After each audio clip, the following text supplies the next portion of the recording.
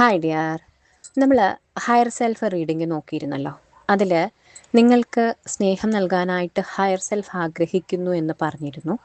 അതുപോലെ തന്നെ നിങ്ങളുടെ ഒരു കൗണ്ടർ പാർട്ടുമായിട്ട് ഒരുമിച്ചുള്ള ഒരു കുട്ടികളും ഒക്കെ ആയിട്ടുള്ള ഒരു ലൈഫിൻ്റെ ഒരു പിക്ചർ നമുക്ക് കിട്ടിയിട്ടുണ്ടായിരുന്നു. അപ്പോൾ അതിന് എത്രത്തോളം ഒരു സാധ്യതയുണ്ട് ഒരു 3D മാരേജിന് എന്നാണ് നോക്കുന്നത്. അതിൽ ഇപ്പോൾ ഈ ഒരു കറണ്ട് സിറ്റുവേഷനിൽ മാരേജിന് വേണ്ടിയിട്ടുള്ള ഒരു വിവാഹം കഴിക്കണം നിങ്ങളെ എന്ന് നിങ്ങളുടെ കൗണ്ടർ പാർട്ടോ അല്ലെങ്കിൽ നിങ്ങളോ ആദ്യമായിട്ട് ആഗ്രഹിക്കുന്ന ഒരു സമയമായിട്ടാണ് മനസ്സിലാകുന്നത്. അതിനുവേണ്ടി ആക്ഷൻ എടുക്കാൻ തയ്യാറാണ്, വളരെ ഹൈ എനർജിയിൽ നിൽക്കുന്നതായിട്ട്. അതിന് കാരണം ഇപ്പോൾ നിങ്ങൾ ചിന്തിക്കുമ്പോൾ നിങ്ങൾക്ക് അതിനുള്ളൊരു സാധ്യതയും കാണുന്നുണ്ട്. അതുപോലെ തന്നെ രണ്ടുപേരും ഒരു റിലേഷൻഷിപ്പിനെ മുന്നോട്ട് കൊണ്ടുപോകാനായിട്ട് പഠിച്ചിട്ടുണ്ട്. പരസ്പരം ഒരു കോഡിപെൻഡൻസി ഇല്ലാതെ ഡിറ്റാച്ച്ഡായിട്ട് നിന്നുകൊണ്ട് തന്നെ സ്നേഹിക്കാനും ആ റിലേഷൻഷിപ്പ് മുന്നോട്ട് കൊണ്ടുപോകാനും നിങ്ങൾ പഠിച്ചിട്ടുണ്ട്. അതായത് ഒരു കോഡിപെൻഡൻസി ഇല്ലാതെ നിങ്ങൾ രണ്ട് വ്യക്തികളായിട്ട് നിന്നുകൊണ്ട് ആ ഒരു സ്നേഹം നിങ്ങൾക്ക് പരസ്പരം കൈമാറാൻ കഴിയുന്ന രീതിയിൽ നിങ്ങൾ ഡെവലപ്പായി. അതുകൊണ്ടാണ് ആ ഒരു മാരേജിനുള്ള ഒരു ആഗ്രഹവും അവിടെ വന്നിരിക്കുന്നത്. ഒരു 3 monthsനുള്ളിൽ ഇവിടെ വീണ്ടും ഒരു നെഗറ്റീവ് ചിന്താഗതിയിലേക്ക് പോകാൻ സാധ്യതയുണ്ട്. മാരേജ് ചെയ്യണോ വേണ്ടയോ എന്നൊക്കെയുള്ളൊരു ചിന്തകൾ, അല്ലെങ്കിൽ മാരേജിന് അനുകൂലമല്ലാത്ത സാഹചര്യങ്ങൾ വന്നേക്കാം.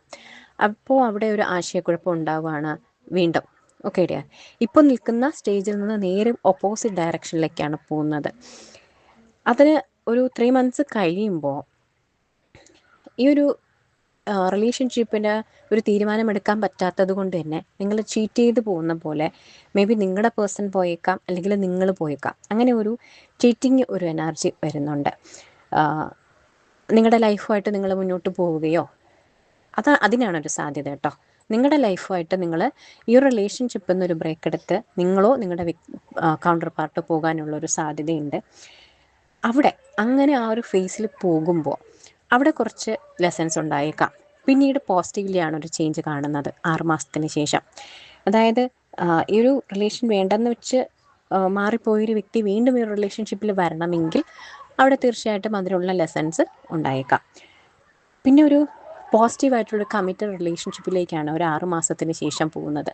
അതായത് 2027 ഫെബ്രുവരിക്ക് ശേഷമാണ് മാറ്റങ്ങൾ വന്നു തുടങ്ങുന്നത്. അപ്പോൾ മുതൽ ആ ഒരു 2027 ആ ഒരു വർഷത്തിനുള്ളിൽ ഇതൊരു കമ്മിറ്റഡ് റിലേഷൻഷിപ്പിലേക്ക് പോവുകയും അവിടെ മാരേജിനുള്ള പോസിബിലിറ്റീസ് കൂടുകയുമാണ് ചെയ്യുന്നത്. ഇവിടെ നിങ്ങളോട് ഡിവൈൻ ഗൈഡ് ചെയ്യുന്നത് നിങ്ങൾ അബണ്ടൻ്റ് ആയിട്ടിരിക്കുക. നിങ്ങളുടെ ഉള്ളിൽ നിങ്ങൾ എപ്പോഴും അബണ്ടൻ്റ് ആയിട്ടിരിക്കുക. ആ ഒരു ഇമോഷൻസിലായാലും നിങ്ങളുടെ ഒരു ഭൗതിക ജീവിതത്തിലായാലും നിങ്ങൾക്ക് നിങ്ങളുടെ ഉള്ളിൽ ആ ഒരു അബണ്ടൻസ് ഫീൽ ചെയ്യാനായിട്ട് സാധിക്കണം. ഈ ഒരു വ്യക്തിയിലേക്ക് നിങ്ങളൊരിക്കലും ആശ്രയിച്ചോ അല്ലെങ്കിൽ അവരുടെ ഒരു പ്രസൻസ് അങ്ങനെ നിങ്ങളുടെ ഉള്ളിൽ ഒരിക്കലും അങ്ങനെ ഒരു കോഡിപെൻഡൻസി ആയിക്കോട്ടെ ഒന്നും ഉണ്ടാകാൻ പാടില്ല. ഇപ്പോൾ നിങ്ങൾ എങ്ങനെയാണോ നിൽക്കുന്നത് അതുപോലെ തന്നെ നിങ്ങൾക്ക് തുടരാൻ, അതിനേക്കാളും കൂടുതൽ എനർജിയിലേക്ക് നിങ്ങൾക്ക് എത്താനായിട്ട് സാധിക്കണം. അപ്പോൾ നിങ്ങളുടെ ഉള്ളിൽ അബണ്ടൻ്റ് ആയിട്ടിരിക്കാനാണ് ഡിവൈൻ ഗൈഡ് ചെയ്യുന്നത്. എല്ലാ സാഹചര്യങ്ങളിലും ഹെൽത്ത് വൈസ് ആയിക്കോട്ടെ, മണി വൈസ് ആയിക്കോട്ടെ, നിങ്ങളുടെ കരിയറിലായിക്കോട്ടെ, നിങ്ങളുടെ ഇമോഷൻസിലായിക്കോട്ടെ, അതിന് വേണ്ടിയിട്ട് നിങ്ങൾ പ്രവർത്തിക്കുക. അതുപോലെ നിങ്ങളുടെ പേഴ്സൺ ചെയ്യേണ്ടത്, ഇവിടെ അവർക്ക് എന്തൊക്കെയോ ഭയങ്ങളുണ്ട്. ഈ റിലേഷൻഷിപ്പ് മുന്നോട്ട് കൊണ്ടുപോകാൻ കഴിയാതെ കുറച്ച് ഭയങ്ങൾ ഉണ്ടാകുന്നു. അതാണ് ഒരു 3 monthsന് ശേഷം അവർക്കൊരു മാറ്റം സംഭവിക്കുന്നത്.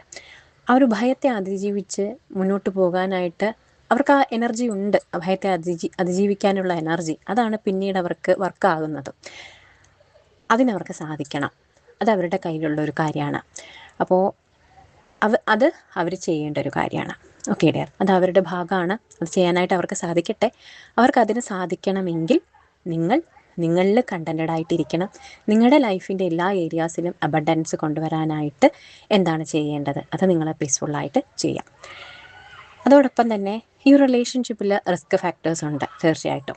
ആ റിസ്ക് ഫാക്ടേഴ്സിനെ മീറ്റ് ചെയ്യാനായിട്ട് നിങ്ങളും നിങ്ങളുടെ പാർട്ട്ണറും തയ്യാറാകേണ്ടതായിട്ടുണ്ട്.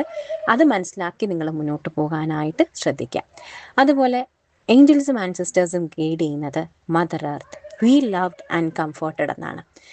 നേരത്തെ പറഞ്ഞ പോലെ നിങ്ങൾ നിങ്ങളുടെ ഉള്ളിൽ തന്നെ സ്നേഹത്തെ കണ്ടെത്തുക, കംഫർട്ടബിളായിട്ടിരിക്കുക. അതുപോലെ മദർ എർത്തിൻ്റെ സ്നേഹവും ആ ഒരു കംഫർട്ടും നിങ്ങളെ സ്വീകരിക്കുക. നിങ്ങളെ ഹീൽ ചെയ്യാനായിട്ട് മദർ എർത്തിന് സാധിക്കും. അതുപോലെ നിങ്ങളും ആ ഒരു മദർ എർത്തിൻ്റെ എനർജിയില്ലേ, ഭൂമി മാതാവ് നമ്മളെങ്ങനെയാണോ സ്നേഹിക്കുന്നത്, എങ്ങനെയാണോ നമ്മളെ കംഫർട്ട് ചെയ്യുന്നത്, ആ രീതിയിൽ നിങ്ങൾ നിങ്ങളെ തന്നെ സ്വയം കംഫർട്ട് ചെയ്ത് മുന്നോട്ട് കൊണ്ടുപോവുക. അത് തീർച്ചയായിട്ടും നിങ്ങളുടെ പാർട്ട്ണറെയും ഹെൽപ്പ് ചെയ്യും. അപ്പോൾ ഇതാണ് നിങ്ങളുടെ ഒരു മാരേജ് പോസിബിലിറ്റിയുമായി ബന്ധപ്പെട്ടൊരു റീഡിങ്. ഇവിടെ ചിലർക്കെങ്കിലും ഒരു മാരേജിൻ്റെ സാധ്യത 2027 എന്നുള്ള വർഷത്തിൽ കാണുന്നുണ്ട്. അപ്പോൾ അത് ഇൻറ്റ്യൂട്ടീവ്ലി വന്നൊരു മെസ്സേജ് കൂടിയാണ്. അപ്പോൾ ഞാൻ ടാരറ്റ് റീഡ് ചെയ്ത് അതൊന്ന് ക്ലാരിഫൈ ചെയ്തു. അപ്പോൾ അതിന് എല്ലാവിധ ബ്ലെസ്സിങ്സും നിങ്ങൾക്കുണ്ടാകട്ടെ. എൻ്റെ പ്രയേഴ്സും വിഷസും നിങ്ങൾക്കൊപ്പം ഉണ്ടായിരിക്കും. Thank you dear.